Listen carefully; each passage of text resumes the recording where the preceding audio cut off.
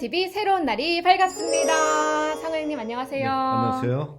반갑습니다. 성호 형님, 제가 오랜만에 또 촬영장에 왔더니 네네. 좀 달라진 게 있어요. 네, 뒤에 굉장히 멋진 그 조각품이 있죠. 하나님의 이름을 함부로 부르지 아, 않으니까 네. 아도나이 부르고 있죠. 그래서 네. 아도나이 엘로헤노, 아도나이 에카드 이렇게 돼 있는데, 자, 신명기 6장 4절의 말씀이죠. 이스라엘아 들으라 이스라엘아, 우리 하나님은 오직 한 분이신 여호와이시다라는 거, 바로 그 메시지를 전해주고 있는 것이죠. 와, 이거 자, 그냥 봐도 엄청 비싸 보이는 작품인데요. 가격으로 따진다라고 하게 되면 어마어마한 그 가격이 있는 어떤 예술성이 있는 어떤 작품인데, 예술가가 직접 저희 성화영 TV에 오. 기증을 하여 주셨습니다.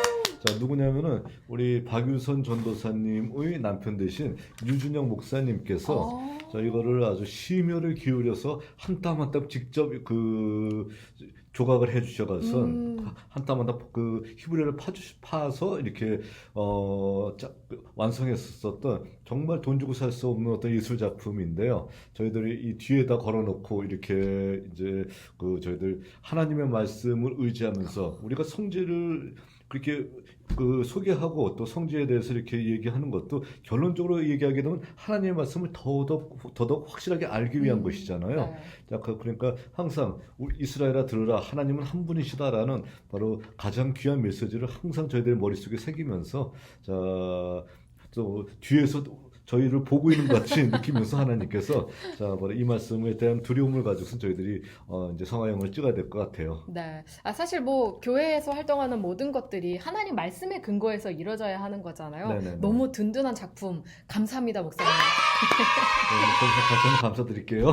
네. 오늘은 그러면 성화영 TV 이제 또 떠나려고 하는데요. 오늘은 어디로 떠나게 되나요? 자, 지난번에 예고한 것 같이 오늘은 갈릴리 지역에서 예수님께서 가장 많이 활동했던 장소가 어디냐면 가버나움이라는 장소이거든요. 네. 바로 가버나움으로 떠나고자 합니다. 네. 이 가버나움 저희가 뭐 성경 신약 성경을 읽으면서 계속 등장하는 곳이긴 하지만 정확히 어떤 곳인지 좀 궁금해요. 네네. 가버나움 하게 되면 히브리어로 크파르 나훔이 그죠? 나훔 하게 되면은 우리 선지자의 이름 중에서 나훔이 있잖아요. 네.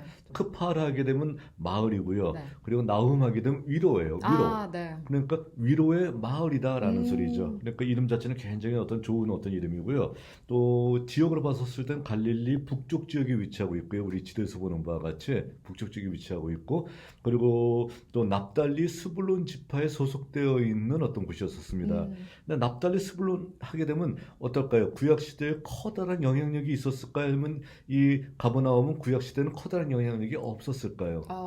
크게 없었던 곳이죠. 그렇죠. 벌써 네. 납달리 스불론 하게 되면은 뭐 이 중에서 나왔던 인물들이 거의 없잖아요. 그렇죠. 그러니까 뭐 에브라임 아니면은 그 유다 지파 뭐 이 정도가 돼야지만 그래도 커다란 지파였었고 영향력이 있다라고 할 수 있는데, 자, 납달리 스불론 하게 되면 별로 영향력이 없었었고요. 실제로 이 지역은 땅은 좋아요. 땅은 좋은데 사람은 살지 않았었습니다. 왜 그렇다고 했었죠? 전쟁의 땅이요. 네, 땅은 좋은데 사람은 살기 힘들다. 왜 그러냐면은, 자, 농사는 잘 되는데 이 지역에서 농사를 잘 지어놓게 되면 어떻게 되냐면 추수할 때쯤 해서 외적들이 와서 가져간다는 거예요. 네. 그러니까 외적들의 침입이 용이하고 또 전쟁이 빈번하게 일어나는 장소이기 때문에 여기선 사람이 별로 살지 않다가, 자, 그럴 필요가 없게 된 것이 언제냐면은 이 지역을 로마가 다스리면서부터, 그러니까 되게 주전 2세기에서 1세기 사이에 로마가 이 지역에 이제 힘을 쓰게 되면서부터 시작해서는 이 지역이 어떻게 되냐면은 여기 사람이 살아도 안심하고 살 수가 있거든요. 그러니까 굉장히 많은 어떤 도시들이 발전하게 되었었고, 그 발전한 도시 중에서 바로 가버나움이라는 도시도 있었다는 것입니다. 네. 사실 구약 성경에는 이렇게 안 드러나다가 신약 시대 때 많이 드러난 도시들이 이 위쪽 지역에 좀 많은 것 같아요. 맞아요. 네. 가버나움도 그런 곳 중에 한 곳인데요. 가버나움이 예수님의 공생애와 어떤 관계가 있나요? 자, 가버나움이라는 장소는 예수님과 뗄 수 없는 장소가 돼요. 왜 그러냐면은 예수님께서는 그가 30살 공생애를 시작하기 전에는 어디 사셨었나요? 나사렛에서. 우리가 지난번에 사셨죠. 다뤘었던 나사렛에서 사셨죠. 네. 그러다가 공생애를 시작하시면서 그가 마태복음 4장 13절에 의하면은 어떻게 나와 있냐면은 그가 나사렛을 떠나서 가버나움에서 사셨다라고 나와 있어요. 네. 그러니까 가버나움에서 집을 사셨는지 아니면은 뭐 전세를 들으셨는지 잘 모르겠지만 하여간 가버나움을 중심으로 해서 활동하셨다라고 나와 있고요. 또 여기서 베드로 또는 안드레 같은 사람도 이곳에 집이 있다라고 얘기하고 있거든요. 그러니까 이곳에다 베이스 캠프를 차려놓고 갈릴리 선교를 하셨다는 것이죠. 그러니까 당연히 어떻게 될까요? 이곳에서 많은 역사가 일어날 수밖에 없다는 겁니다. 먼저 예수님께서 복음의 말씀을 증거할 때 어디서 주로 하셨냐면은 갈릴리 가버나움에 있는 회당에서 주로 메시지를 외치셨거든요. 네. 그 회당도 이곳에서 발견되고 있고요. 또 이곳에서 백부장의 그 아들의 어떤 그 병을 고치기도 하고요. 아니면은 그 왕의 신하의 아들의 병을 고치기도 하고요. 뭐 여러 가지 어떤 그 병을 고치기도 하고 귀신 들린 자를 쫓기도 하고요. 또 바다 위를 걸어가는 어떤 기적을 일으키기도 하고요. 이런 예수님께서 활동하셨던 많은 활동들이 바로 가버나움에서 있을 수밖에 없었던 것은 주께서 이곳에서 활동하시고 이곳에서 사셨기 때문이다라고 볼 수 있다는 겁니다. 네. 그러니까 예수님께서 그냥 살고 계셨던 그 터전이기 때문에 당연히 아주 자연스럽게 그런 그렇죠. 것들이 묻어 있겠네요. 네네. 이런 가버나움 같은 곳을 걸어 다니고 하면은 좀 기분이 남다를 것 같아요. 그렇죠. 뭐 그 장소, 그 자연이 변하는 건 아니잖아요. 바로 그 이 땅에서 주님께서 어디선가는 활동하시고 어디선가 기도하시고 어디선가는 또 어려운 사람들을 위로하시면서 위로의 어떤 도시에서 위로하시면서 다니셨던 흔적이 분명히 있거든요. 그러니까 이곳을 조용히 묵상하고 다닌다라고 하게 되면 마음속에서 많은 것을 느낄 수가 있을 것이에요. 네. 그러면 여기에 좀 본격적으로 어떤 유적들이 있는지 궁금해요. 자, 갈릴리 지역이나 뭐 저희들 뭐 이 정도 뭐 2000년 전 또는 3000년 전의 어떤 유적들을 우리가 늘 그 얘기할 때 국룰이 하나 있죠. 뭐냐면은 어디 사람이 살았던 장소이니까 그 시대의 집터가 반드시 발견될 수밖에 없잖아요. 네. 자, 가버나움에서도 집터가 발견됐습니다. 자, 그럼 이게 누구의 집일까요? 일단은 예수님이 사셨긴 했지만 일단 나사렛에 예수님의 집이 있기 때문에 아마 네네. 예수님 집은 아닐 것 맞아요. 같고 아마도 뭐 제자들 집일 것 같은데요. 제자 중에서 베드로가 가장 수제자잖아요. 그러니까 베드로의 집이라고 얘기하는 거예요. 아, 자, 왜 그러냐면 베드로의 집이 여기 있었던 게 성경에 기록되어 있고요. 또 베드로 장모의 열병을 고쳤다라는 기록도 있잖아요. 네. 그러니까 여기서 집터가 발견됐습니다. 그러니까 이거는 뭐 두말할 것도 없이 누구의 집이냐면 베드로의 집이다라고 얘기하는 거예요.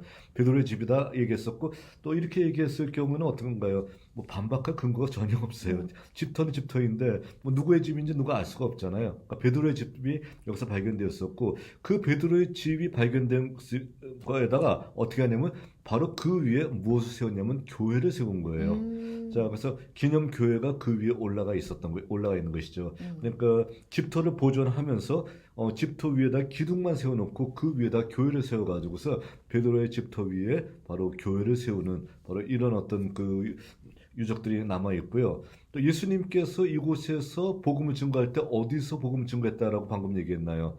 회당에서 전했다고 얘기했었죠. 바로 회당이 발견됐습니다. 근데 고고학자들이 이 회당을 그 조사해봤더니 이것은 예수님 당시게 아니라 4세기 또는 5세기 그러니까 한 400년 정도 지난 다음에 회당이었던 거예요. 그런데 문제는 뭐냐면은 가버나움 지역에서 회당을 지을 때, 자, 어디다 지으냐면은 예전 회당 위에다 짓는다는 것이죠. 네. 그러니까 당연히 어떻게 돼요? 그 자리는 예수님께서 복음을 증거하셨던 AD 1세기의 회당터 위에다 지었던 것이 확실하다는 겁니다. 그러니까 바로 그 회당터는 예수님께서 바로 그곳에서 복음을 증거하셨던 그 회당이라고 봐도 무방하다는 것이죠. 네. 바로 이 회당터가 현재 남아 있습니다. 네. 아, 이 회당은 항상 그 역사를 보존하기 때문에 같은 장소라는 거. 그렇죠. 근데 제가 알기로는 이곳에 좀 특이한 동상이 있다고 들었거든요. 자, 가버나움 하게 되면 가장 대표적인 사람이 누구일까요? 여기 이 사람 집이 있었다고 했었잖아요. 베드로겠죠. 베드로죠. 그러니까 베드로의 동상이 여기서 있어요. 근데 베드로의 동상은 한 100명이 있다 할지라도요. 베드로인지 아닌지는 금방 구분할 수가 있습니다. 어떻게 구분할까요? 아마도 베드로 하면 떠오르는 상징들이 몇 개 있으니까 네네. 그게 아마도 뭐 보통은 닭이거나 아니면 열쇠? 그렇죠. 뭐 이 정도 아닐까요? 자, 베드로 하게 되면은 가장 중요한 것이 열쇠, 천국의 열쇠를 내게 주노니 내가 땅에서 열어도 하늘에서 열리고 하늘에서 열면 땅에서 열릴 것이다라고 말씀하셨잖아요. 자, 그러니까 베드로 하게 되면 항상 가지고 있는 것이 뭐냐면은 열쇠를 가지고 있는 사람이 베드로예요. 네. 자, 그러니까 그러니까 뭐 그 이후에 어떤 그 많은 어떤 미술가들이 성화를 만들 때 베드로를 표현할 때는 항상 어떻게 하냐면 열쇠를 가지고 있는 베드로를 얘기하고 있다는 것입니다. 뭐 렘브란트의 회개한 베드로라고 하는 어떤 그림에 보게 되면 베드로가 열쇠를 땅바닥에 놓고 울고 있는 장면이 나오고 있기도 해요. 그러니까 하여간 베드로 하게 되면 열쇠가 베드로의 상징인데, 자, 동상 가운데서 열쇠를 딱 가지고 있는 사람이 하나 보일 거예요. 자, 그분이 누구예요? 바로 베드로. 보이는 아주 멋있게 생긴 어떤 저 열쇠를 딱 들고 있는 분이 바로 베드로라는 것입니다. 그러니까 베드로의 동상, 열쇠를 들고 있는 멋진 어떤 동상의 모습을 보이고 있는 이 베드로의 동상이 이곳에 있고요. 또 이곳에서 얼마 전부터 시작했어요. 코로나 직전에 제가 가봤을 때 그때부터 있더라고요. 2019년도에. 그때부터 있었던 어떤 동상이 하나 있습니다. 뭐냐면은 가고 나면 입구에 보게 되면은 누군가가 노숙자와 같이 벤치에서 그냥 그 풍찬 노숙을 하고 있는 어떤 모습이 나와요. 오, 그렇네요. 네, 근데 네. 거기 제목을 봤더니 네. 뭐라고 나와 있냐면은 어머. 홈리스 지저스라고 나와 있으니까 한마디로 얘기해서 노숙자 예수의 어떤 모습을 보여주고 있습니다.